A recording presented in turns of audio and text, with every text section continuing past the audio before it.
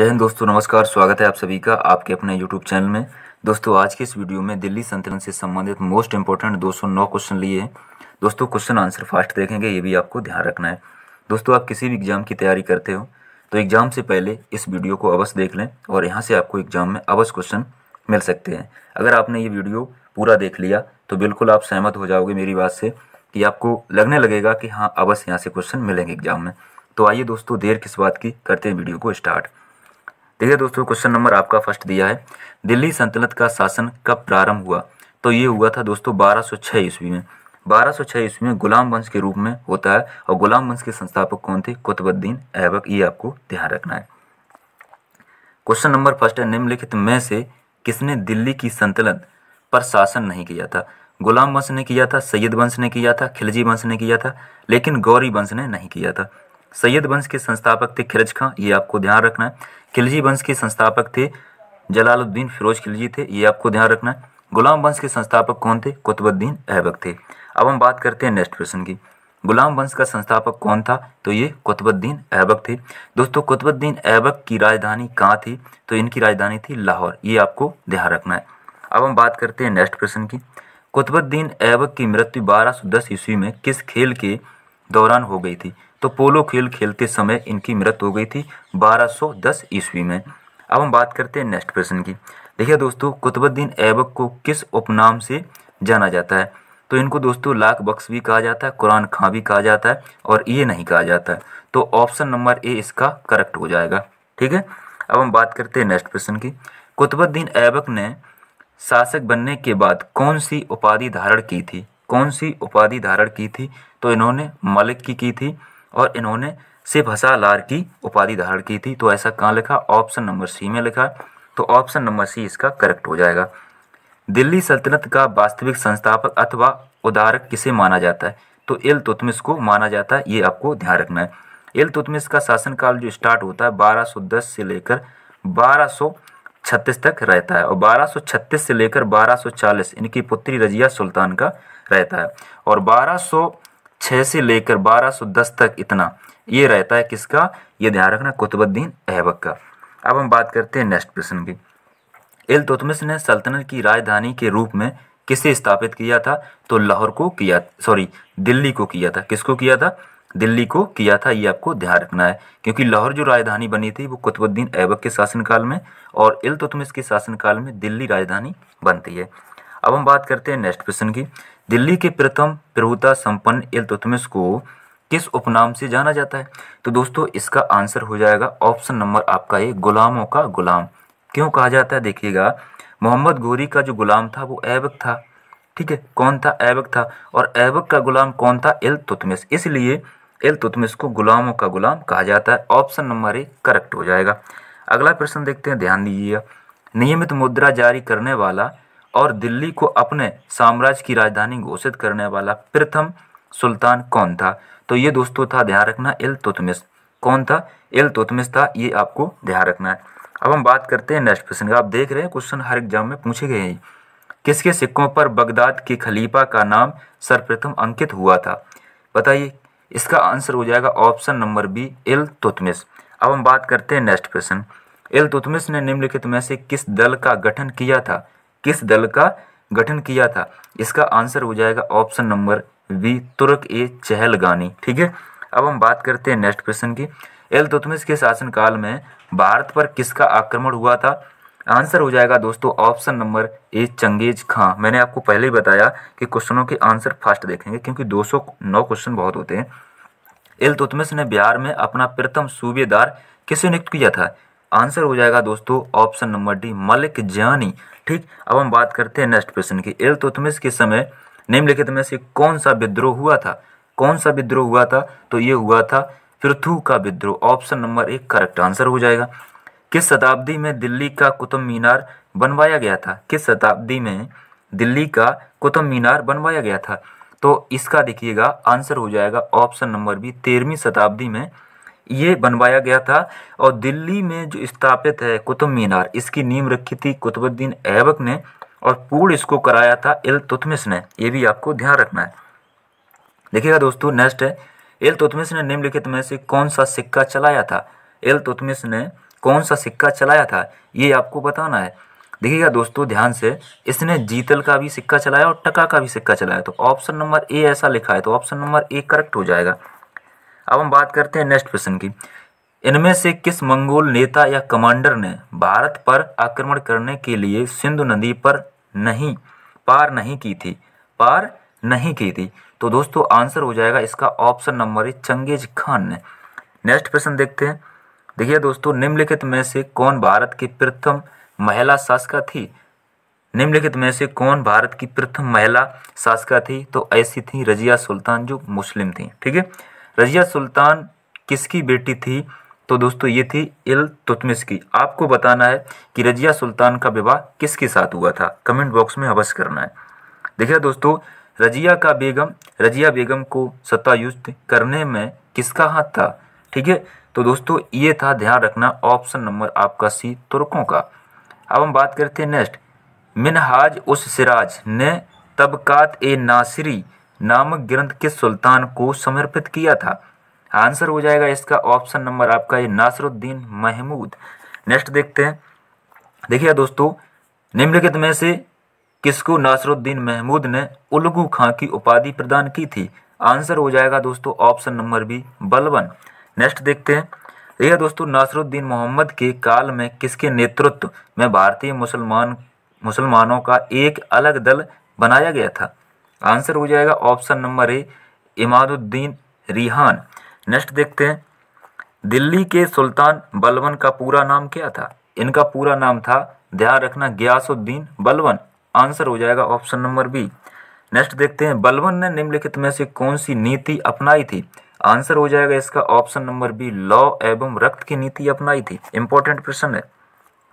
निम्नलिखित में से कौन सा कथन बलबन के संबंध में असत्य है? आपको असत्य ढूंढना है।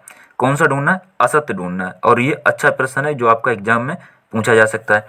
देखिएगा, बलबन ने उसने 40 दल, चहलगानी जिसे कहते हैं, 40 दल जैसे चहलगानी से संबंधित सामंतों का दमन किया। ये तो बिल्कुल सही इसने किया था।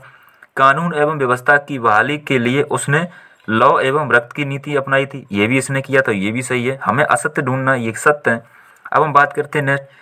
उसने केंद्रीय सैन्य विभाग दीवान ए अर्ज की स्थापना की थी। ये नहीं की थी। ठीक है, तो आंसर हो जाएगा ऑप्शन नंबर सी।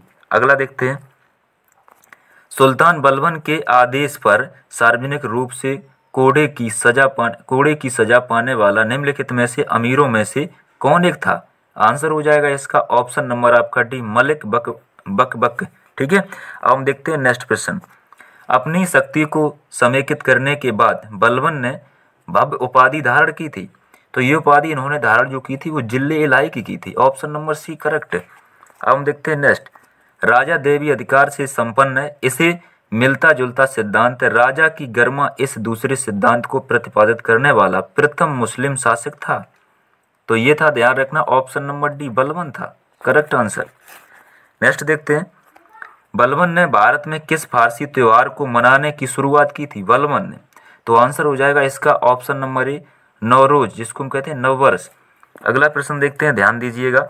निम्नलिखित में से कौन सा कथन बलबन के संबंध में सही नहीं है? ये आपसे पूछा जा रहा है। देखिए दोस्तों, उसने नियमित एक खुदाई के सिद्धांत का प्रतिपादन किया था। बिल्कुल सही, हमें ढूंढना है गलत वाला। ठीक है, तो ये तो उनका सही है। अब हम बात करते हैं। तुर्क ए चहलगानी का प्रभाव समाप्त किया, ये भी इन्होंने किया था। उसने बंगाल के विद्रोह का दमन किया, ये भी सही है। तो एकता प्रणाली नहीं चलाई थी। एकता प्रणाली जो चलाई थी वो इल्तुतमिश ने चलाई थी। तो ऑप्शन नंबर 20 का करेक्ट हो जाएगा। अगला देखते हैं। बलबन ने किस मस्जिद के दीवारों पर अपने शिलालेख एवं स्वयं को खलीफा का सहायक कहा? तो इसका आंसर हो जाएगा ऑप्शन नंबर आपका ए, ये ध्यान रखना, गढ़मुक्तेश्वर की मस्जिद। नेक्स्ट देखते हैं। नेक्स्ट प्रश्न है। बलबन के शासन काल में निम्नलिखित में से कौन सा विद्रोह हुआ था? तो दोस्तों ये विद्रोह जो हुआ था, ध्यान रखना, तुगरिल खां का विद्रोह हुआ था। ऑप्शन नंबर ए करेक्ट है। नेक्स्ट देखते हैं। देखिएगा, इनमें से किस सुल्तान ने तुर्क ए चहलगानी की सत्ता हुकूमत को तोड़ने और विनाश करने में पूर्ण रूप से सफलता हासिल की थी? आंसर हो जाएगा इसका ऑप्शन नंबर बी, बलबन ने किया था ऐसा। अगला देखते हैं। खिलजी वंश का संस्थापक कौन था? तो दोस्तों खिलजी वंश का जो संस्थापक था, ध्यान रखना, जलालुद्दीन फिरोज खिलजी था। ऑप्शन नंबर ए। दिल्ली के खिलजी सुल्तान कौन थे? दिल्ली के खिलजी सुल्तान थे कौन? तो दोस्तों ध्यान रखना, आंसर इसका हो जाएगा ऑप्शन नंबर सी, ये तुर्की थे। नेक्स्ट देखते हैं, जलालुद्दीन खिलजी के समय निम्नलिखित में से किसका विद्रोह हुआ था? आंसर हो जाएगा इसका ऑप्शन नंबर ए, सीदी मौला का हुआ था। नेक्स्ट देखते हैं, जलालुद्दीन खिलजी के शासनकाल में निम्नलिखित में से किसका विद्रोह हुआ था? किसका विद्रोह हुआ था? इनमें चार ऑप्शन में बताइए क्या होगा। आंसर हो जाएगा इसका ऑप्शन नंबर ए, मलिक छज्जू का। नेक्स्ट देखते हैं, अलाउद्दीन खिलजी के बचपन का नाम क्या था? अलाउद्दीन खिलजी के बचपन का नाम था, ध्यान रखना आपको, अलुगुरसप्पा, अलुगुरसप्स, ठीक है, सास्प। अब देखते हैं ऑप्शन नंबर ए, सॉरी ऑप्शन नंबर इसका ये हो जाएगा। अब देखते हैं नेक्स्ट क्वेश्चन, अलाउद्दीन खिलजी को नवीन धर्म की इच्छा रखने के कारण किसके विरोध का सामना करना पड़ा है? आंसर हो जाएगा इसका ऑप्शन नंबर आपका ए हो जाएगा, उलेमाओं का। नेक्स्ट देखते हैं, देखिएगा नेक्स्ट प्रश्न इंपॉर्टेंट है, जब उसने राजस्व प्राप्त किया तो वह शरीयत के नियमों एवं आदेशों से पूर्णतः स्वतंत्र था। बर्नी ने यह कथन किस सुल्तान के लिए कहा? बर्नी ने कहा है, तो बताइए ये किस सुल्तान के लिए कहा है? तो दोस्तों ये कहा था, ध्यान रखना आपको, option number C, Alauddin Khilji के लिए। अगला प्रश्न देखते हैं, अगला प्रश्न है, अलाउद्दीन खिलजी, अलाउद्दीन खिलजी ने निम्नलिखित में से कौन सी उपाधि धारण की थी?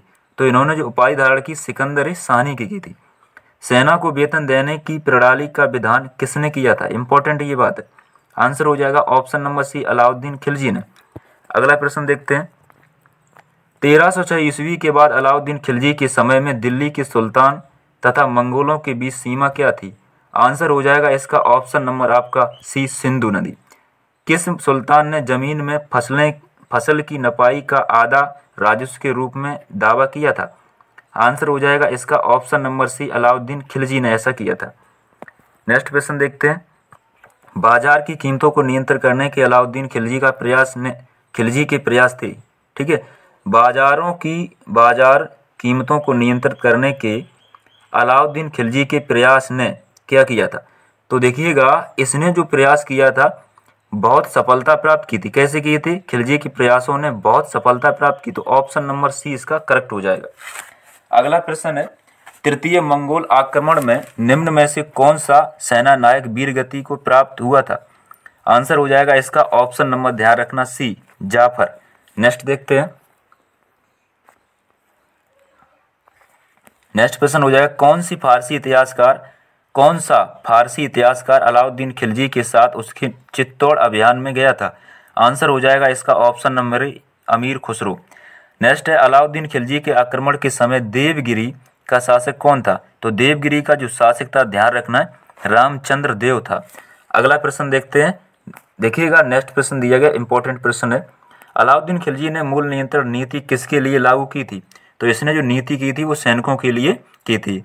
निम्नलिखित में से किसने अपनी राजधानी दिल्ली से देवगिरी स्थानांतरित की थी?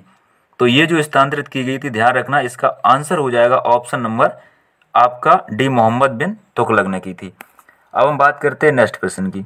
देखिएगा दोस्तों, रानी पद्मिनी का नाम अलाउद्दीन खिलजी चित्तौड़ की विजय से जोड़ा जाता है, उनके पति का नाम है, तो बताइए क्या हो जाएगा इसका आंसर? आंसर हो जाएगा option number D, Rana Ratan Singh. Next है, अलाउद्दीन खिलजी ने निम्नलिखित में से कौन सा कार्य किया था? तो इन्होंने जो कार्य किया तो बाजार सुधार किया था। अगला प्रश्न देखते हैं, देखिएगा, अलाउद्दीन खिलजी ने निम्नलिखित में से किस विभाग की स्थापना की थी? बताइए इसका आंसर क्या होगा? यदि आपको पता है तो बिल्कुल आप बता सकते हो, नहीं पता है तो आप इसको देखना पड़ेगा, ठीक है भाई, क्योंकि देखने से ही पता चलेगा। देखिएगा इसका आंसर हो जाएगा ऑप्शन नंबर ए, क्या हो जाएगा? ऑप्शन नंबर ए, दीवान ए मुस्तखराज। नेक्स्ट देखते हैं, अलाउद्दीन खिलजी के समय क्या हुआ? तो अलाउद्दीन खिलजी के समय हुआ था, ध्यान रखना, हाजी मौला का विद्रोह, option number A correct. Next है, ध्यान से देखिएगा, इसको मिलान करना पड़ेगा, ठीक है, और मिलान करने के लिए आपको थोड़ा सा ध्यान लगाना पड़ेगा, ठीक है। ये सूची फर्स्ट को सूची सेकंड से सम्मिलित कीजिए और सूचियों के नीचे दिए गए कूट से सही उत्तर चुनिए। अब बताइए कैसे मिलान करोगे? दोस्तों देखिएगा, यहाँ पर अगर हम बात करें, देखिएगा ध्यान से, इसको मिलान करना है आपको। जब मिलान करना है तो आप देखिएगा यहाँ पर रणथंभौर की अगर हम बात करें तो ये कौन थे, ध्यान रखना, रणथंभौर के यहाँ पे जो शासक थे राणा रतन सिंह थे। चित्तौड़ की अगर हम बात करें तो चित्तौड़ के हो जाएंगे, ध्यान रखना आपको, चित्तौड़ के हो जाएंगे कौन, नहीं ये गलत है, ठीक है, यहाँ के नहीं थे। रणथंभौर ये थे कहाँ के, हम्पी हमीरदेव के, ठीक है, हमीरदेव थे रणथंभौर के। और चित्तौड़ के कौन थे, राणा रतन सिंह।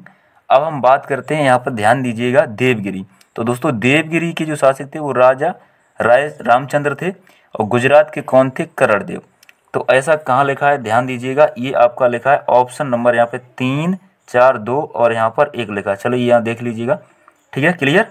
तो ऑप्शन नंबर इसका डी हो जाएगा करेक्ट। अब हम देखते हैं नेक्स्ट प्रश्न की बात करेंगे। नेक्स्ट प्रश्न आपका क्या है, ध्यान से देखिएगा इसको, ठीक है, इसको थोड़ा सा ऐसे कर लेते हैं। तो यह निम्नलिखित में से कौन सही सुमेलित नहीं है, कौन सही सुमेलित नहीं है। तो आपको यहाँ से क्वेश्चन दिख रहा होगा, ठीक है, मिलान करने के थ्रू से। तो देखिएगा दोस्तों कौन सा एक मिलान इसमें क्या है, सही नहीं है। देवगिरी शंकरदेव बिल्कुल यहाँ के जी शासक थे। अब हम बात करते तो ये नहीं थे, ठीक है, ये इसका आंसर क्या है, आंसर देने के लिए ये सही आंसर हो जाएगा, ठीक है, क्योंकि ये वारंगल के रामचंद्र देव नहीं थे, ये आपको ध्यान रखना है। अब हम बात करते हैं नेक्स्ट प्रश्न, अलाउद्दीन खिलजी, ठीक, अलाउद्दीन खिलजी के बाजार नीति के बारे में निम्नलिखित में से कथनों पर विचार कीजिए। तो विचार करना है इसको, देखिएगा विचार करना है। देखिएगा, दुकानदार और कीमतों को सख्ती से नियंत्रित करने के लिए उसने बाजार को सायना नामक उच्च अधिकारी के नियंत्रण में रखा था, बिल्कुल सही बात है। सस्ते खाद्यान्न की नियमित पूर्ति सुनिश्चित करने के लिए उसने आदेश दिया कि दोआब क्षेत्र से भू राजस्व को सीधा भुगतान राज्य को किया जाए, बिल्कुल सही है। तो ये दोनों बातें सही थी, तो ऑप्शन नंबर सी इसका करेक्ट हो जाएगा, एक और दोनों। अब हम देखते हैं नेक्स्ट, देखिएगा ध्यान से, दिए गए निम्नलिखित में से कथनों पर विचार कीजिए। तो दोस्तों विचार करना है, आपको बताना है। अलाउद्दीन खिलजी ने मूल नियंत्रण पद्धति को पहली बार लागू किया, सही है। सार्वजनिक वितरण प्रणाली की शुरुआत अलाउद्दीन खिलजी ने की, राइट। गिरहकर, जिसको घड़ी कहते हैं, लगाने वाला अलाउद्दीन खिलजी दिल्ली सल्तनत का प्रथम शासक था, राइट है।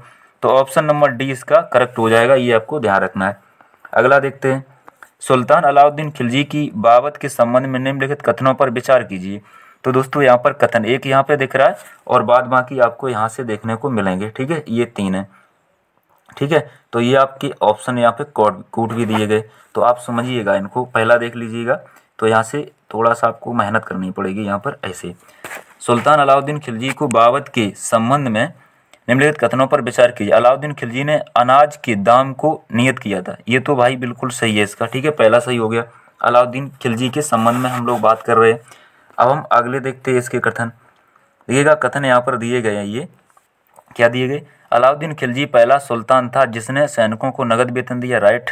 अलाउद्दीन खिलजी के शासनकाल में किसानों द्वारा दिए गए भू राजस्व अंश फसल के आधे तक बढ़ा दिया था, राइट है। तो दोस्तों ये सभी सही है, इसके सभी सही है, ठीक है, तो ये कथन सभी सही है, ऑप्शन नंबर डी करेक्ट हो जाएगा। अगला देखते हैं, किसने अपने आप को खलीफा घोषित किया था, किसने अपने आप को खलीफा घोषित किया था। तो ये किया था मुबारक शाह खिलजी ने। अगला, मुबारक शाह खिलजी ने कौन सी उपाधि धारण की थी। तो इन्होंने जो उपाधि धारण की थी वो की थी खिलाफत और लह की। अब हम बात करते हैं नेक्स्ट प्रश्न की। नेक्स्ट प्रश्न है, किस इतिहासकार ने यह वर्णित किया है कि मुबारक खिलजी कभी कभी दरबार में नग्न अवस्था में आता था। तो ये किया था, ध्यान रखना आपको, ऑप्शन नंबर ए बर्नी ने। तुगलक वंश का संस्थापक कौन था, तुगलक वंश का संस्थापक कौन था, ये तो सभी को पता है। तो इसका आंसर हो जाएगा ऑप्शन, तुगलक वंश का संस्थापक कौन था, आंसर हो जाएगा ऑप्शन नंबर ए गाजी मलिक। क्योंकि गाजी मलिक जो थे, ध्यान रखना, गियासुद्दीन तुगलक जो थे उनकी ये उपाधि थी, ठीक है, उन्हीं को कहा जाता था, ठीक है, गाजी मलिक। अब हम बात करते हैं नेक्स्ट प्रश्न की। देखिएगा, गाजी मलिक किस वंश के संस्थापक थे। तो ये खिलजी वंश के थे, ऑप्शन नंबर ये आपका बी हो जाएगा। अलाउद्दीन खिलजी के निम्न सेना अध्यक्षों में से कौन तुगलक वंश का प्रथम सुल्तान बना। आंसर हो जाएगा इसका ऑप्शन नंबर, ध्यान रखना, ए गाजी मलिक। अब हम देखते हैं नेक्स्ट प्रश्न। अलाउद्दीन खिलजी के निम्न सेना अध्यक्षों में से कौन सा तुगलक वंश का प्रथम क्या सुल्तान बना था। ये तो रिपीट हो गया क्वेश्चन, कोई बात नहीं, ऑप्शन ए हो जाएगा।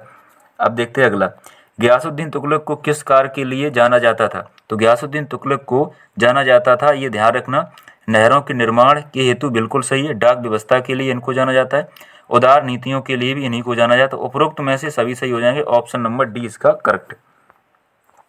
गयासुद्दीन तुगलक के बारे में किस संत ने कहा था कि दिल्ली अभी दूर है, दिल्ली अभी दूर है? तो बहुत अच्छा प्रश्न है, ये कहा था निजामुद्दीन औलिया। ठीक है, अब हम बात करते हैं नेक्स्ट प्रश्न की।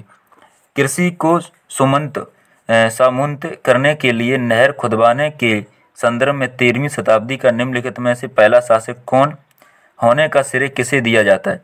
तो ये दिया जाता है, ध्यान रखना, option number C, Ghiyasuddin Tughlaq को। नेक्स्ट देखते हैं। दिल्ली के सुल्तान ने यह नियम बना दिया था कि किसी एक वर्ष में निर्धारित भू राजस्व दर में बहुत ही थोड़ी नाम मात्र की वृद्धि हो सकती है, अतः राजस्व का 1/10 अथवा 1/11 भाग है। तो इसका आंसर हो जाएगा ऑप्शन नंबर, आपको ध्यान रखना है, option number C, Ghiyasuddin Tughlaq ने ये किया था। ठीक है, अब हम बात करते हैं नेक्स्ट। गयासुद्दीन तुगलक ने खालसा क्षेत्रों में भूमि की नपाई के स्थान पर कौन सी पद्धति लागू की थी? तो इसका आंसर हो जाएगा ऑप्शन नंबर डी, कनकूत प्रथा। मोहम्मद बिन तुगलक को किस नाम से जाना जाता है? तो मोहम्मद बिन तुगलक को जॉन खां के नाम से जाना जाता है या फिर जूना खां कहा जाता है। अब हम बात करते हैं नेक्स्ट। मोहम्मद बिन तुगलक को किस उपनाम से जाना जाता है? तो मोहम्मद बिन तुगलक को, ध्यान रखना, मनियारों का राजकुमार कहा जाता है। दशमलव प्रणाली पर आधारित सेना का गठन किया था, तो ये किसने किया था? तो आंसर हो जाएगा इसका ऑप्शन नंबर ए, मोहम्मद बिन तुगलक ने। अगला प्रश्न देखते हैं। निम्नलिखित में से किसने सबसे अधिक दिनों तक शासन किया था? तो दोस्तों शासन सबसे अधिक किसने किया था? तो ये देखो, अलाउद्दीन खिलजी ने किया था और उन्होंने इतना नहीं कर पाया था। अब हम बात करते हैं नेक्स्ट। मोहम्मद बिन तुगलक ने सर्वप्रथम अकाल ग्रस्त लोगों के लिए कौन सी नीति अपनाई थी? तो ये अपनी नीति जो अपनाई थी, अकाल संहिता का निर्माण, यही नीति अपनाई थी। नेक्स्ट देखते हैं। मोहम्मद बिन तुगलक निम्नलिखित में से किस विधा में निपुण थे? ठीक है, किस विद्या में निपुण थे? तो आंसर हो जाएगा इसका ऑप्शन नंबर, देखिएगा कैसे, यहाँ पे गणित में भी थे, खगोल शास्त्री, आयुर्विज्ञान, तो ऑप्शन नंबर तो डी हो जाएगा। ठीक है, करेक्ट ऑप्शन नंबर डी। अगला प्रश्न देखते हैं। मोहम्मद बिन तुगलक ने निम्नलिखित में से किस एक नवीन विभाग की स्थापना की थी? देखिएगा, इन्होंने की थी अमीर कोही की। ठीक, करेक्ट हो जाएगा ऑप्शन नंबर ए। नेक्स्ट है, मोहम्मद बिन तुगलक ने दिल्ली के स्थान पर नवीन राजधानी किसे बनाया था? आंसर हो जाएगा इसका ऑप्शन नंबर ए, दौलताबाद। नेक्स्ट देखते हैं। मोहम्मद बिन तुगलक हिंदुओं के किस त्योहार में भाग लेता था? आंसर हो जाएगा इसका ऑप्शन नंबर ए, होली में। निम्नलिखित में से कौन सा जैन संत मोहम्मद बिन तुगलक के राज दरबार से संबंधित था? कौन था बताइए? देखिएगा, ना तो ये थे, ना तो ये थे, ना ये थे। कौन थे? जिन पिरवा सूरी थे। नेक्स्ट देखते हैं। अगला है, मध्यकालीन यात्री एवं लेखन एवं बतूता किस देश का निवासी था? तो ये था मोरक्को का, ऑप्शन नंबर बी इसका करेक्ट। निम्नलिखित में से कौन पहला सुल्तान था जिसने भारत में सांकेतिक मुद्रा का प्रचलन किया था? आंसर हो जाएगा इसका ऑप्शन नंबर सी, मोहम्मद बिन तुगलक ने किया था। नेक्स्ट देखते हैं। किसने सल्तनत काल में डाक व्यवस्था का विस्तृत विवरण किया था? तो इसका आंसर हो जाएगा ऑप्शन नंबर आपका बी, इब्न बतूता ने। मोहम्मद बिन तुगलक ने कौन सा सामाजिक कार्य किया था? तो इन्होंने जो सामाजिक कार्य किया था वो किया था सती प्रथा पर रोक, ऑप्शन नंबर बी इसका करेक्ट। अगला देखते हैं। मोहम्मद बिन तुगलक की मृत्यु कहाँ हुई थी? मोहम्मद बिन तुगलक की जो मृत्यु हुई थी वो ठट्टा में हुई थी। ठीक है, अगला प्रश्न देखते हैं।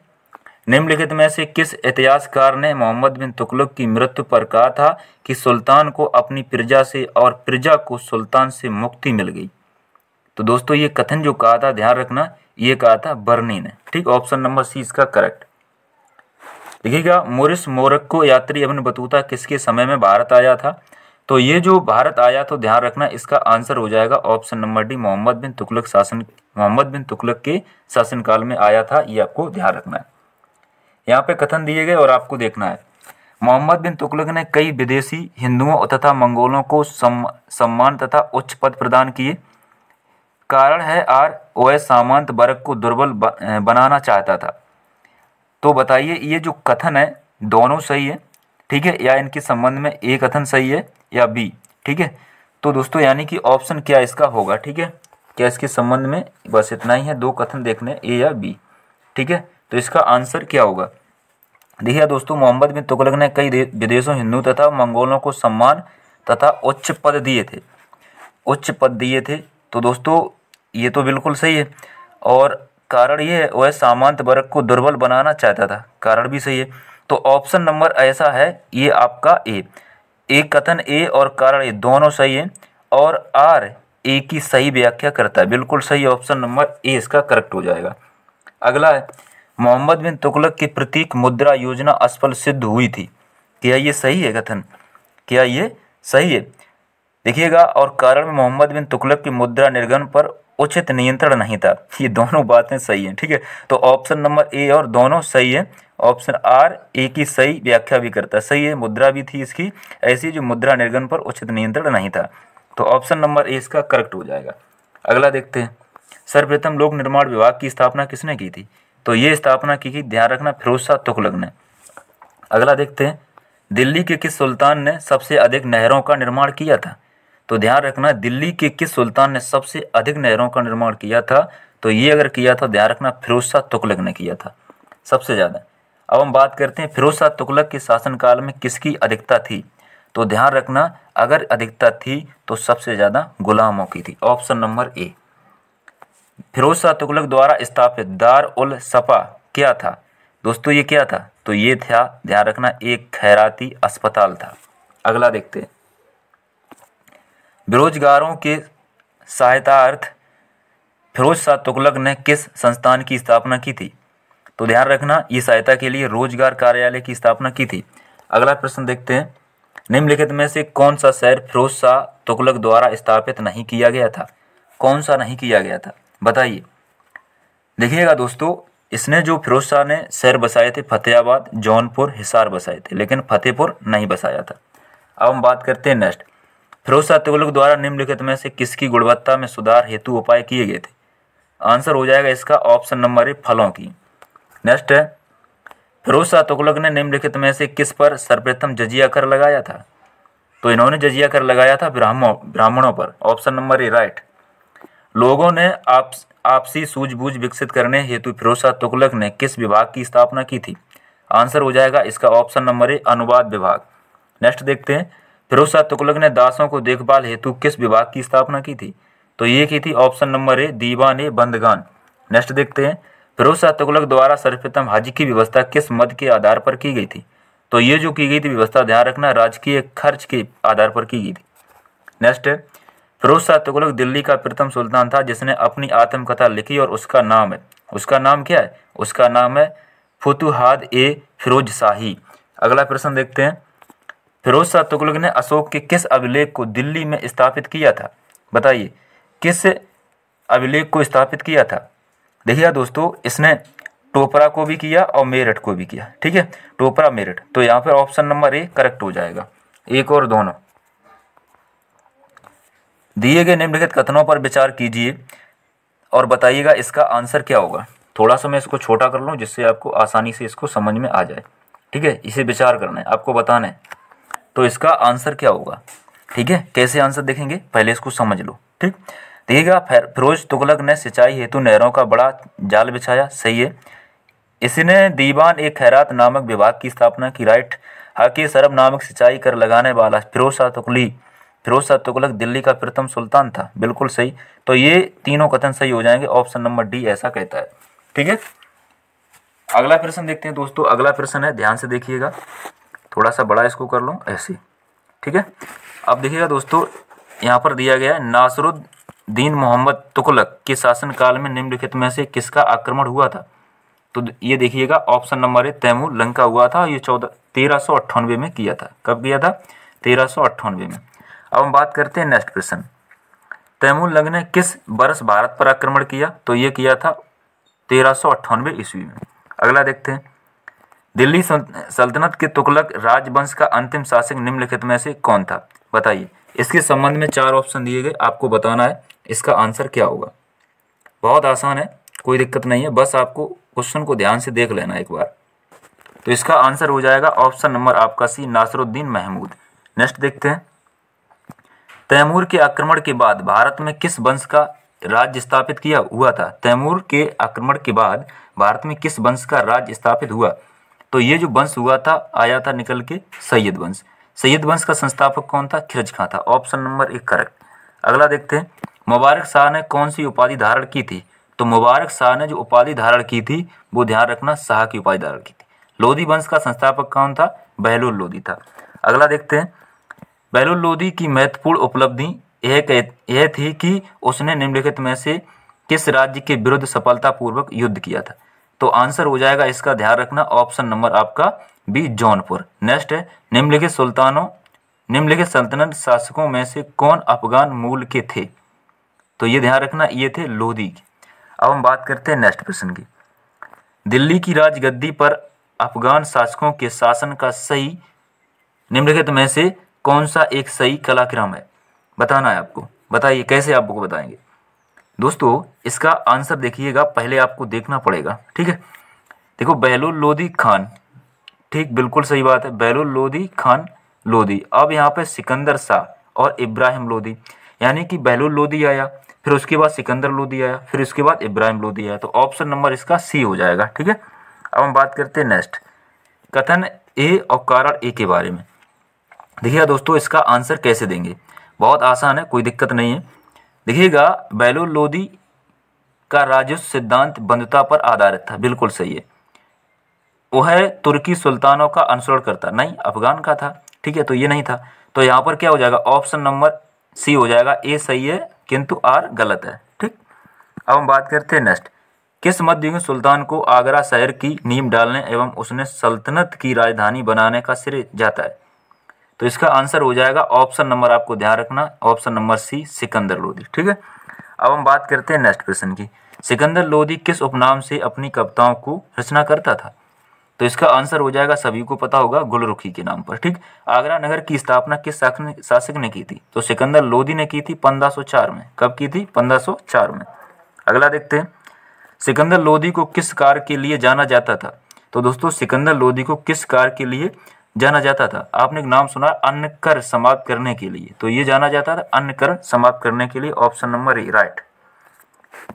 देखिएगा, यहाँ पर हम बात करें भूमि माप हेतु गज ए सिकंदरी का प्रचलन किस सल्तनत कालीन शासक ने किया था। तो ये किया था सिकंदर लोधी ने। महाराणा सागा ने इब्राहिम लोधी को किस युद्ध में पराजित किया था। तो ये जो युद्ध का नाम था, तो ध्यान रखना, ये युद्ध था खतौली का युद्ध, ठीक है। किसने पराजित किया, महाराणा सागा ने इब्राहिम लोधी को पराजित कर दिया था। अब हम बात करते हैं नेक्स्ट, लोधी वंश का अंतिम शासक कौन था। तो लोधी वंश का अंतिम शासक था इब्राहिम लोधी। सल्तनत काल में किस भाषा को राजभाषा का दर्जा दिया गया था। तो ध्यान रखना, ये जो भाषा थी फारसी भाषा थी। अब हम बात करते हैं नेक्स्ट, सल्तनत काल के अधिकांश अमीर एवं सुल्तान किस वर्ग के थे। अधिकांश, तो अधिकांश ये थे तुर्की। निम्नलिखित में से एकता का अर्थ कौन सा है। एकता का अर्थ कौन सा, ये एकता का अर्थ पूछा जा रहा है। तो एकता का जो अर्थ था, ध्यान रखना, तनख्वाह के बदले में भूमि की लगान को अनुदान। ऑप्शन नंबर डी इसका राइट हो जाएगा, यही इसका अर्थ था। भारत के किस मध्यकालीन शासक ने एकता व्यवस्था प्रारंभ की थी। एकता, तो दोस्तों ये इंपॉर्टेंट प्रश्न है, ये इल्तुतमिश ने की थी। देखिएगा, सल्तनत काल में दीवान ए अमीर कोई विभाग निम्नलिखित में से किससे संबंधित है। तो ये जो विभाग संबंधित है, ध्यान रखना, कृषि से। किससे, कृषि से। अगला देखते हैं, निम्नलिखित में से किस शासक ने दीवान ए अमीर कोई विभाग की स्थापना की थी। तो ये जो स्थापना की थी, ध्यान रखना, मोहम्मद बिन तुगलक ने की थी। निम्नलिखित में से कौन सा शरिया द्वारा स्वीकृत नहीं था। तो बताइए कौन नहीं था, ठीक है। तो देखिएगा, इसका आंसर हो जाएगा ऑप्शन नंबर, देखिए कृषि भी था, गैर मुसलमान से लिया जाने वाला ये भी था, व्यवसाय कर भी था, ये नहीं था, ठीक है। तो ऑप्शन नंबर इसका डी हो जाएगा करेक्ट, ठीक है। अब हम बात करते हैं नेक्स्ट प्रश्न की। देखिएगा, निम्नलिखित में से किस राजवंश के अंतर्गत बिजारत चरमोत्कर्ष पर पहुंच गया था। तो आंसर इसका हो जाएगा ऑप्शन नंबर आपका ए, तुगलक वंश। नेक्स्ट देखते हैं, निम्नलिखित में से कौन सी एक विशिष्टता एकता व्यवस्था का नहीं है। कौन सी नहीं है, ठीक है। देखिएगा दोस्तों, एकता एक राजस्व एकत्रित करने की व्यवस्था थी, सही है। और ये सियासतनामा एकता व्यवस्था की जानकारी का स्रोत है, सही है, ठीक है। और इसके बाद अगर हम सी की बात करें, ऑप्शन सी की बात, तो आपको ध्यान रखना, यहाँ पर एकता से एकत्रित राजस्व की सीधा सुल्तान के खाते में जाता था। अच्छा, ये अच्छा, डी को देख लेते हैं, मुक्ति को एकता से एकत्रित राजस्व से सैनिक रखने पड़ते थे, ये भी सही है कथन, तो ये गलत हो जाएगा, ठीक है। तो आंसर नंबर यही आपका सही होगा, ठीक। अब हम बात करते हैं नेक्स्ट, सल्तनत काल में भू राजस्व का सर्वोच्च अधिकारी था। सल्तनत काल में भू राजस्व का सर्वोच्च अधिकारी कौन था। तो आंसर हो जाएगा इसका ऑप्शन नंबर, ध्यान रखना, ऑप्शन नंबर आपका हो जाएगा सी चौधरी। बरीद किससे संबंधित थे, बरीद किसे कहते थे, बरीद कहते थे, ध्यान रखना, सूचना पहुंचाने वाले गुप्तचर को। ठीक, ऑप्शन नंबर डी। नेक्स्ट है, जब ये जवाबित का संबंध किससे था, तो इसका जो संबंध था ध्यान रखना राज्य कानून से। Option number A correct. हदीस एक है, हदीस है एक क्या, तो हदीस जो था ध्यान रखना इस्लामिक कानून था। Option number A correct. Next है, भूमि नापने के लिए दिल्ली सल्तनत काल में कौन सा मापक प्रयोग में लाया जाता है, तो इसका आंसर हो जाएगा ऑप्शन नंबर आपका सी मसहत। Option number C correct. अगला देखते हैं, सल्तनत काल में फिवाजिल का अर्थ क्या है, फिवाजिल का अर्थ क्या है, तो सल्तनत काल में इसका अर्थ था इक़्तिदारों द्वारा सरकारी खजाने में जमा की जाने वाली अतिरिक्त राशि। तो option number C correct. Next देखते हैं, किसके सिक्कों पर बगदाद के अंतिम खलीफा सर्वप्रथम अंकित हुए, तो ये ध्यान रखना ये अलाउद्दीन मसूद शाह। तो ऑप्शन नंबर डी यही अंकित हुए थे। अगला देखते हैं, ससगनी चांदी का एक छोटा सा सिक्का होता था जो बराबर था किसके, तो ये जो बराबर था ध्यान रखना 6 जीतल के बराबर। अब हम बात करते हैं नेक्स्ट, सल्तनत काल में प्रौद्योगिकी के क्षेत्र में क्या विकास हुआ था, तो ये विकास जो हुआ था ध्यान रखना कृषि के क्षेत्र में रहट का प्रयोग, ये भी चरखा एवं धुनिया की कमान का प्रयोग ये भी किया था, जहाज़ों में चुंबकीय कुतुबी नुमा ये भी था। तो उपरोक्त सभी हो जाएंगे सही, डी ऑप्शन राइट। अगला, सल्तनत काल में कौन सा मानक सिक्के प्रचलित थे, तो ये मानक जो सिक्के प्रचलित थे ध्यान रखना टका के भी थे, जीतल के भी थे और दाम के भी थे। तो ऑप्शन नंबर डी इसका करेक्ट हो जाएगा। अगला देखते हैं, निम्नलिखित में से कौन सही सुमेलित है, कौन सही सुमेलित है बताइए। देखिएगा यहाँ पे सही सुमेलित आपको ढूंढना है, ठीक है। तो सही सुमेलित मुइयानन गुप्तचार इन्हीं को कहा जाता है। तो ऑप्शन नंबर ए आपका करेक्ट हो जाए, बाद बाकी देखने की जरूरत ही नहीं है, ठीक है। अब हम बात करते हैं नेक्स्ट, निम्नलिखित में से कौन एक सही सुमेलित नहीं है, कौन सही सुमेलित नहीं है, आपको ये देखना है। तो देखिएगा दोस्तों, दीवान ए मुस्त खराज ये अलाउद्दीन खिलजी ने प्रारंभ किया, सही है। दीवान ए अमीर कोई ये तुगलक ने, सही है। दीवान ए खैरात फिरोज शाह तुगलक ने, ये भी सही है। तो दीवान ए रियासत इसने नहीं किया था, ठीक है। तो ऑप्शन नंबर डी करेक्ट हो जाएगा। 3 पता हो तो एक तो खुद ही आंसर हो जाता है क्लियर। निम्नलिखित में से कौन सा सही सुमेलित नहीं है, आपको बताना है कौन सा सही सुमेलित नहीं है। दाम, पहले देखिए, दाम ताम्र की मुद्रा है, बिल्कुल सही है।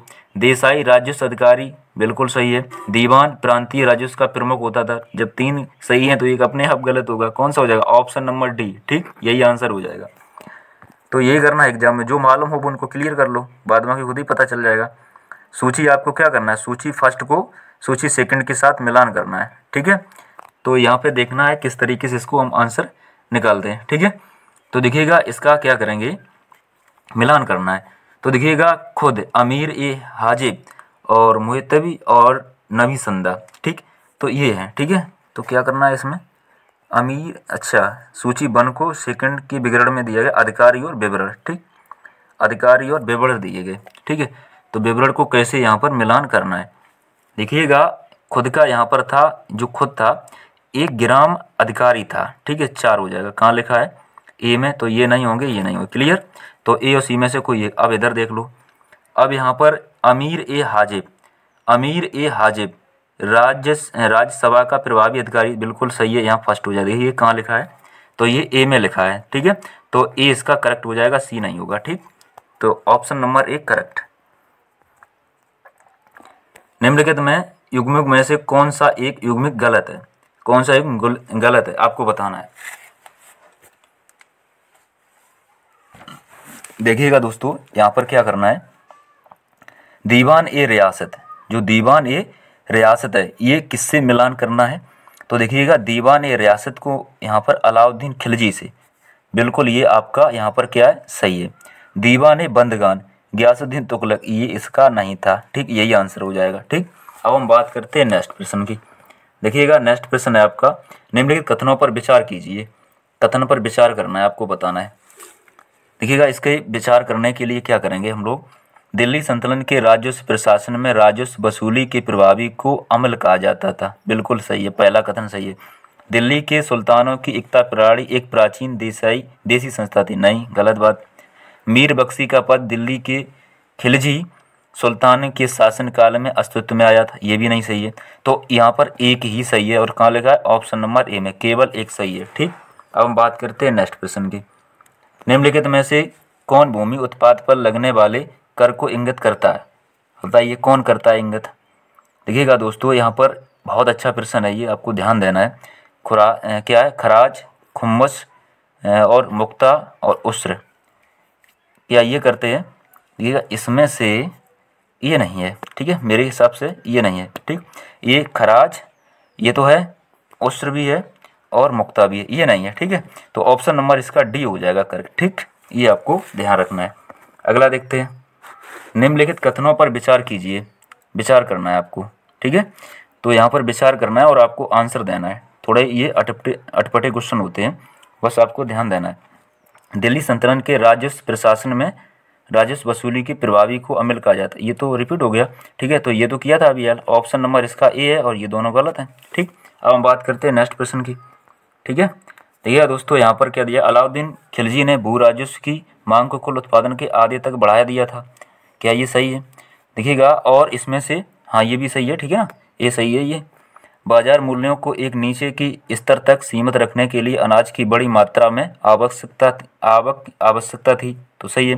तो कथन देखिएगा ए और कारण आर दोनों सही है, ये आपको ध्यान रखना, ऑप्शन नंबर ए इसका करेक्ट हो जाएगा। अब हम बात करते हैं नेक्स्ट प्रश्न की। कुतुब मीनार की ऊंचाई कितनी है। दोस्तों, कुतुब मीनार की जो ऊंचाई है लगभग में 238 फीट है। कुतुब मीनार का निर्माण कुतुबुद्दीन ऐबक द्वारा किस याद में करवाया गया था। तो ये ध्यान रखना, ख्वाजा बख्तियार काकी की याद में करवाया गया था, ऑप्शन नंबर ए इसका करेक्ट। अगला है, निम्नलिखित में से कौन एक कुतुब मीनार के विषय में सही नहीं है, कौन नहीं है। तो दोस्तों ये ध्यान रखिएगा, प्रत्येक मंजिल के बाद इसका व्यास कम होता जाता है, सही है। अब यह 4 मंजिल इमारत नहीं 5 मंजिल है, ये गलत है, ऑप्शन नंबर 20 का करेक्ट हो जाएगा। अब हम बात करते हैं नेक्स्ट प्रश्न की। निम्नलिखित में से किस सुल्तान ने कुतुब मीनार की 5वीं मंजिल का निर्माण करवाया था। ये तो दोस्तों सभी को पता है, इसकी करवाया था फिरोज शाह तुगलक ने। अढ़ाई दिन का झोपड़ा कहाँ है, अढ़ाई दिन का झोपड़ा क्या है, अढ़ाई दिन का झोपड़ा एक, ध्यान रखना, ये एक मस्जिद है, ऑप्शन नंबर ए करेक्ट। देखिएगा, निम्नलिखित में से किसने कुतुब मीनार के निर्माण में योगदान नहीं दिया, किसने नहीं दिया। तो देखिएगा दोस्तों, जैसा कि आपको पता है कि अलाउद्दीन खिलजी ने नहीं दिया था, बाद बाकी इसने तो प्रारंभ किया था, इसने पूरा करवाया था, इसने भी योगदान दिया, तो ऑप्शन नंबर सी इसका करेक्ट हो जाएगा। अगला है, अलाउद्दीन खिलजी ने निम्नलिखित में से किसका निर्माण करवाया था। तो अलाउद्दीन खिलजी ने जो निर्माण करवाया था, ये ध्यान रखना, अलाई दरवाजे का करवाया था। ठीक, अब देखते हैं नेक्स्ट प्रश्न। स्थापित कला में गुंबद के आधार प्रदान करने के लिए सबसे पहले भित्ति मेहराब प्रणालियों का प्रयोग किया गया था। तो ध्यान रखना, ये अलाई दरवाजे में किया गया था, ऑप्शन नंबर इसका बी करेक्ट। भारत में प्रथम मकबरा जो शुद्ध इस्लामी शैली में निर्मित हुआ था, आंसर हो जाएगा इसका ऑप्शन नंबर बी बलबन का मकबरा। नेक्स्ट है, निम्नलिखित में से किस शासक ने जहांपना का निर्माण करवाया जो दिल्ली का चौथा नगर था। क्या था, दिल्ली का चौथा नगर था, ये आंसर हो जाएगा इसका ऑप्शन नंबर सी मोहम्मद बिन तुगलक। नेक्स्ट देखते हैं, अगला प्रश्न है आपका, निम्नलिखित में से कौन सा एक अष्टभुजीय मकबरा है। तो ध्यान रखना, ये मकबरा जो था वो सिकंदर लोदी का मकबरा था। अगला प्रश्न देखते हैं, अगला प्रश्न है, चित्तौड़ का कीर्ति स्तंभ निर्मित हुआ था, बताइए किसके शासनकाल में। अब आपको बताना है किसके शासनकाल में ये हुआ था, इंपॉर्टेंट प्रश्न है, ये ध्यान रखना है आपको। देखिएगा, इसका आंसर हो जाएगा ऑप्शन नंबर ए राणा कुंभा की। ठीक है, निम्नलिखित युग्मों में से कौन एक सुमेलित नहीं है, कौन एक सुमेलित नहीं है। जौनपुर अटला मस्जिद, ठीक है, जौनपुर में अटला मस्जिद, ये भी सही है। मालवा जहाज, ठीक है, मालवा में जहाज महल है। जामा मस्जिद गुलबर्ग, ठीक, ये भी सही है, लेकिन ये ऑप्शन इसका आंसर हो जाए क्योंकि ये सुमेलित नहीं है। अब हम बात करते हैं नेक्स्ट प्रश्न की।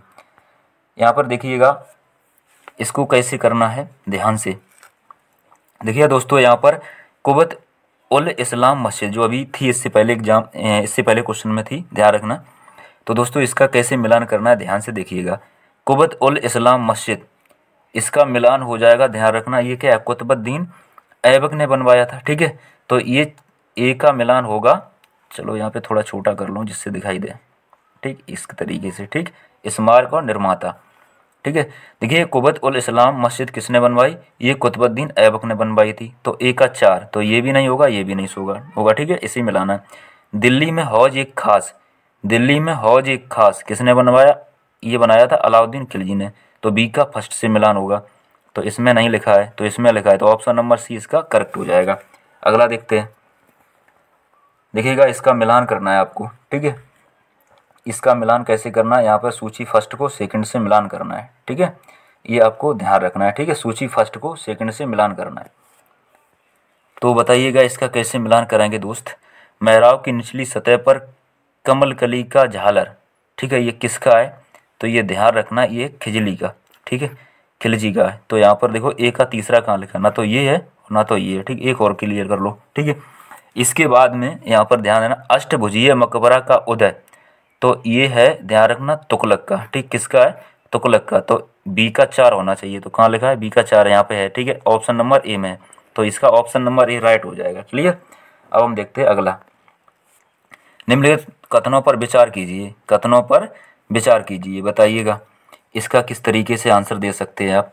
देखिएगा यहाँ पर क्रम में दिया है ना, तुगलकाबाद किला, लोधी बाग गार्डन, बड़ा गुम्बद और कुतुब मीनार, फतेहपुर सीकरी। देखिएगा जो कुतुब मीनार है इसमें लिखा गया स्मारक के नियोजन का सही कलाक्रम निम्न में से कौन सा है? तो देखिएगा थोड़ा सा इसको छोटा करता हूँ, इससे इधर ले जाता हूँ, ठीक है। कलाक्रम पूछा गया, देखिएगा सबसे पहले यहाँ पर आया है ध्यान रखना कुतुब मीनार, ठीक, और फिर इसके बाद में तुगलकाबाद किला, और फिर इसके बाद में लोधी बाग गार्डन, बड़ा गुम्बद और फतेहपुर सीकरी बाद में, ठीक है। तो ऑप्शन नंबर इसका बी हो जाएगा करेक्ट, ठीक। अब हम बात करते हैं नेक्स्ट प्रश्न की, ठीक है।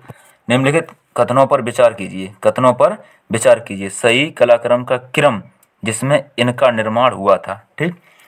तो देखिएगा जो यहाँ पर बात की जा रही है, तो यहाँ पर देखिएगा पहले कुबत उल इस्लाम मस्जिद का निर्माण, फिर लाल महल, अलाई दरवाज़ा, आदिलाबाद का किला, ठीक है। पहले ये हुआ, फिर बाद में ये, फिर ये, फिर इसके बाद ये, सही सब लिखे हैं। तो ऑप्शन नंबर बी इसका करेक्ट हो जाएगा। तूतिया हिंद अमीर खुसरो का जन्म कहाँ हुआ था? तो दोस्तों इनका जन्म हुआ था पटियाली में, ठीक है। ऑप्शन नंबर सी इसका करेक्ट। अमीर खुसरो थे क्या? अमीर खुसरो क्या थे दोस्तों? ये कवि भी थे, संगीतज्ञ भी थे, इतिहासकार भी थे, यानी कि ये तीनों थे। Option number D correct. निम्नलिखित में से किसने स्वयं को हिंदुस्तान का तोता कहा? स्वयं, तो ये कहा था अमीर खुसरो ने। अमीर खुसरो का मूल नाम क्या था? अमीर खुसरो का मूल नाम जो था ध्यान रखना अबू रेहान था। अगला प्रश्न देखते हैं, देखिएगा नेक्स्ट है, सल्तनत कालीन इतिहास साहित्यकार एवं कवि को निम्न में से किसके द्वारा बंदी बनाया गया था? तो दोस्तों ये बनाया गया ध्यान रखना मंगोलों द्वारा। निम्नलिखित में से कौन सी रचना अमीर खुसरो की है? कौन सी रचना अमीर खुसरो की है? तो ध्यान रखना है तुगलकनामा और मिफ्ता उल फुतूह और नूस सिफीर, ये भी तीनों यानी कि ये सभी हैं, ठीक है। Option number D correct. अब हम बात करते हैं नेक्स्ट प्रश्न की, अमीर खुसरो किसके दरबारी कवि थे? इंपॉर्टेंट प्रश्न है, ये पूछा जाता है। तो ये थे अलाउद्दीन खिलजी के। निम्नलिखित में से कौन फारसी प्रथम कवि था जिसने अपनी कविताओं में भारतीय पर्यावरण को चित्रित किया? तो इसका आंसर हो जाएगा अमीर खुसरो, ऑप्शन नंबर ए। अमीर खुसरो ने दिल्ली में कितने सुल्तानों का काल देखा? तो ये ध्यान रखना अमीर खुसरो ने जो देखा था वो ध्यान रखना 9 का देखा था, ठीक है। ऑप्शन नंबर डी करेक्ट हो जाएगा। अगला है, अमीर खुसरो के संदर्भ में निम्नलिखित में से कौन सा कथन सही नहीं है? कौन सा कथन सही नहीं है आपको बताना है, ठीक है, आपको बताना है, ठीक। अच्छा 1 मिनट रुकना दोस्त, इसने अमीर खुसरो ने दिल्ली में कितने सुल्तानों का काल देखा था? तो ये 7 देखा था, ठीक है, सॉरी माफ़ी चाहेंगे उसके लिए। देखिएगा अमीर खुसरो के संदर्भ में निम्नलिखित में से कौन सा कथन सही नहीं है? कौन सा कथन सही नहीं है? देखिएगा इन्हें हिंदी खड़ी बोली का जनक माना जाता है, सही है। खुसरो नवीन फारसी काव्य शैली सबक ए हिंदी के शिल्पकार थे, सही है। इन्हें हिंदी एवं फारसी दोनों भाषाओं में विद्वता मतलब विद्यमान यानी हासिल थी, मतलब इनको आता ही ये हिंदी फारसी भाषा का ज्ञान था इनको, तो ये भी सही था।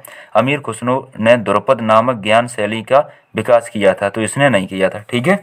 अब हम बात करते हैं नेक्स्ट प्रश्न की, निम्नलिखित में से कौन सी एक संगीत पद्धति अमीर खुसरो द्वारा आरंभ में नहीं की गई थी? आरंभ में नहीं की गई थी। तो दोस्तों कौल, ख्याल, तरना ये की गई थी, ध्रुपद नहीं की गई थी, ठीक है।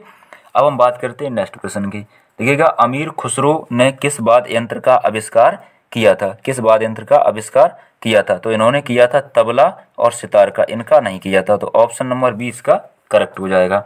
अगला देखते हैं, मुंतखब उल तवारीख निम्नलिखित में से किसकी रचना है? तो दोस्तों ये रचना जो है वो बधाइयों की है। ठीक, बादशाह नामा किस साहित्यकार की रचना है? तो दोस्तों ये ध्यान रखना, ये जो रचना है अब्दुल हमीद लाहौरी की है। अगला देखते हैं, दिल्ली सल्तनत के किस साहित्यकार ने ताजुल मासिर ग्रंथ की रचना की? तो आंसर हो जाएगा option number B Hasan Nizami. तुगलका तुगलमा तुगलकनामा निम्नलिखित में से किसकी रचना है? तो तुगलकनामा किसकी रचना है? तो ध्यान रखना ये है अमीर खुसरो की। अगला देखते हैं, अगला प्रश्न है, निम्नलिखित में से कौन सा राजपूत राजा संगीत पर एक पुस्तक के लेख के रूप में जाना जाता है? तो दोस्तों ध्यान रखना ये जो जाना जाता है राणा कुंभा। और निम्नलिखित में से तारीख ए फिरोज शाही की रचनाकार कौन है? तो ये ध्यान रखना ये हो जाएंगे ध्यान से समझ से सिराज अफीफ, ये भी सही है, और जियाउद्दीन बरनी ये भी सही है। तो ये भी दोनों सही है, ऑप्शन नंबर डी इसका करेक्ट हो जाएगा। अगला देखते हैं, 1355 में पूरी की गई इब्न बतूता की कीर्ति रेहला क्या है? कीर्ति रेहला क्या है? तो ये एक आत्मकथा है, ऑप्शन नंबर ए इसका करेक्ट हो जाएगा। रेहला किस में लिखी गई थी? रेहला किस में लिखी गई, कौन सी शताब्दी में लिखी गई? तो सभी को पता है दोस्तों, इसका आंसर हो जाएगा ये 14वीं शताब्दी में इब्न बतूता द्वारा अरबी में लिखी गई थी। अगला है, निम्नलिखित में से कौन सा यात्रा व्रत मोहम्मद बिन तुगलक के शासन के बारे में गहरी जानकारी प्रदान करता है? देखिएगा इसके जो जानकारी जो करता है शासन के बारे में वो इब्न बतूता रहला करता है। ठीक है, ये जो आत्मकथा लिखी गई थी। अगला प्रश्न है, निम्नलिखित में से कौन युग्मिक सुमेलित है? कौन युग्मिक सुमेलित है बताइए? देखिएगा दोस्तों आसान है इसका जवाब देना। ठीक, सुमेलित है ये तो है नहीं, ठीक ना ये है और ना कुंभा राग, तो कौन सा हो जाए? पुंडरीक विट्ठल रागमाला। ठीक है, ऑप्शन नंबर सी इसका करेक्ट। अब ये सुमेलित करना है फिर से एक बार, और यहाँ पे आपको आंसर देना, छोटा इसको कर लो इस तरीके से जो आपको कुछ मदद मिले। तो दोस्तों यहाँ पर देखिएगा इसको कैसे मिलान करते हैं। देखिएगा यहाँ पर इसको ऊपर कर लेता हूँ, ठीक है, तो थोड़ा बड़ा भी कर लूँ, इससे कोई दिक्कत नहीं होगी। ठीक, यहाँ पर सूची फर्स्ट को मिलान करना है। ठीक है, सूची फर्स्ट को सेकंड से मिलान करना है। तो दोस्तों वो इसको कैसे मिलान करेंगे? देखिएगा यहाँ पर ताजुर मासिर का मिलान होगा हसन निजामी से। ठीक है, तो हसन निजामी कहाँ कहाँ लिखा है? तो ये डी खत्म हो गया अपने आप ऑप्शन। ठीक, अब इसके बाद में अगर हम बात करेंगे इसकी, ठीक है, तो यहाँ पर खजान उल फतू, तो ये अमीर खुसरो से हो जाएगा। किसकी है? अमीर खुसरो। तो कहाँ लिखा है? बी का तीसरा, तो ये तो पहले भी नहीं था, और यहाँ पे बी का तीसरा यहाँ पर भी नहीं लिखा है ना यहाँ पर लिखा है, तो बाद बाकी देखना ही नहीं है। तो ऑप्शन नंबर इसका ए करेक्ट हो जाएगा। ठीक है, अब हम बात करते हैं नेक्स्ट प्रश्न की। जियाउद्दीन बरनी के विषय में निम्नलिखित कथनों पर विचार कीजिए। विचार करना है आपको, ठीक है, विचार करके बताना है। उसका जन्म गोलकुंडा में हुआ था, है ना? ये नहीं है, गलत बात है। वह मोहम्मद बिन तुगलक का समकालीन था, सही है। वह तारीख ए फिरोज शाही का लेखक था, बिल्कुल सही है। तो ऑप्शन सी इसका हो जाएगा करेक्ट। अब हम बात करते हैं नेक्स्ट प्रश्न की, बस थोड़ा सा और बचा है। 13वीं और 14वीं शताब्दी में भारतीय कृषक खेती नहीं करते थे। किसकी नहीं करते थे? तो दोस्तों ये मक्का की खेती नहीं करते, बाद बाकी करते थे। Option number D right. Ain ul Mulk Multani ने इनमें से किस शासक के अधीन सेवा नहीं की थी? तो दोस्तों ध्यान दीजिएगा, इल्तुतमिश ने नहीं की थी, बाद बाकी इन्होंने की थी। ठीक, अब हम बात करते हैं नेक्स्ट प्रश्न की। वस्त्र उद्योग में निम्नलिखित में से कौन सी एक तकनीकी तुर्कों द्वारा भारत में प्रारंभ नहीं की गई थी? तो दोस्तों सभी को पता है ये चरखा नहीं किया गया था। ठीक, ऑप्शन नंबर ए क्लियर हो जाएगा। अब है अगला प्रश्न, नव मुसलमान निम्नलिखित में से कौन थे? नव मुसलमान, तो दोस्तों ये थे, ध्यान रखना, दिल्ली के पास बसे मंगोलों के वंशज जिन्होंने इस्लाम स्वीकार कर लिया था, वो थे। ठीक है, ऑप्शन नंबर ए करेक्ट हो जाएगा। दिल्ली सल्तनत में दीवान ए अर्ज विभाग की स्थापना किसने की थी? तो ये की थी बलबन ने। निम्नलिखित मध्यकालीन विद्यमान लेखकों में से कौन जैन धर्म का अनुयायी था? तो ध्यान रखना हेमचंद्र सूरी था। ठीक है, अगला प्रश्न देखते हैं। अगला प्रश्न है, किस वंश के सुल्तानों ने सबसे अधिक समय तक देश में राज्य किया? तो ये किया था, ध्यान रखना, तुगलक वंश ने। भारत में पोलो खेल का प्रचलन किया? तो ध्यान रखना ये तुर्कों ने किया था। दस्तार बंदान कौन कहलाते थे? दस्तार बंदान जो कहलाते, ध्यान रखना इसका आंसर हो जाएगा ऑप्शन नंबर उलेमा। नेक्स्ट देखते हैं। नेक्स्ट है प्रश्न, निम्नलिखित में कौन सा कथन सही नहीं है? कौन सा कथन सही नहीं है? आपको बताना है। दोस्तों इसको थोड़ा ध्यान से आपको पढ़ना पड़ेगा। देखिएगा, पहला है सरब कई अलाउद्दीन खिलजी का एक मंत्री था, ये तो बिल्कुल सही कथन है। गयासुद्दीन तुगलक के अधीन मकतीसों जिसको मुक्तियों को ये चेतावनी दी गई थी कि वे अपने किसी भी अधिकारी के साथ उसके वेतन से अधिक और ऊपर ली गई छोटी राशि के लिए दुर्व्यवहार ना करें, बिल्कुल सही है। अरबी क्रांति अरबीकृत मसालिक ए अबसार मोहम्मद बिन तुगलक के अधीन एकता प्रणाली, यही पॉइंट है, ठीक है, ये नहीं है, ठीक है। ऑप्शन नंबर सी हो जाएगा क्योंकि ये तो इल्तुतमिश की थी, ठीक है। अब हम बात करते हैं नेक्स्ट प्रश्न की। निम्नलिखित में से कौन सा युग्मिक सुमेलित नहीं है? युग्मिक सुमेलित नहीं है। बहादुर शाह, रजिया सुल्तान, बाज बहादुर और चांद बीबी। बताइए इसमें से कौन सा सुमेलित नहीं है? देखिएगा, बहादुर शाह गुजरात, ये बिल्कुल सही है। रजिया सुल्तान दिल्ली के शासक, ठीक, ये भी सही है। बाज बहादुर ये मालवा के शासक थे, लेकिन चांद बीबी अवध की नहीं थी। ऑप्शन नंबर डी इसका राइट। अब इसमें से मिलान करना है, बताइएगा निम्नलिखित में से कौन सा सुमेलित है, ठीक है, सुमेलित करें, ठीक। गुलाम वंश का जो 1206 से लेकर 1290 तक, ये तो बिल्कुल सही है इनका। खिलजी वंश 1290 से 1320, ये भी सही है। तुगलक वंश 1320 से 1440, इसी ने सबसे ज़्यादा दिल्ली पर राज्य किया था, ठीक है। सैयद वंश 1440 से 1450 तक लगभग में, ये भी माना जाता है। पुस्तकों में अलग अलग भी दिया जाता है डेट, ये भी ध्यान रखना है। लोधी वंश 1450 से लेकर 1526 तक, ठीक। कहीं आपको 1451 से 1526 भी लिखने को मिलेगा। तो ये सभी सुमेलित यहाँ पर इनके सही हैं, ये आपको ध्यान रखना है, ठीक है। तो इस तरीके से भी आपको क्वेश्चन पूछ लेता है। तो इसका देखिएगा यहाँ पर युद्ध आपसे पूछे जा रहे हैं, ठीक है, सूची फर्स्ट को और सूची सेकंड के। देखिए चंद्रबाड़ का युद्ध, चंद्रबाड़ का जो युद्ध हुआ था, ठीक है, वो किस सन में हुआ था?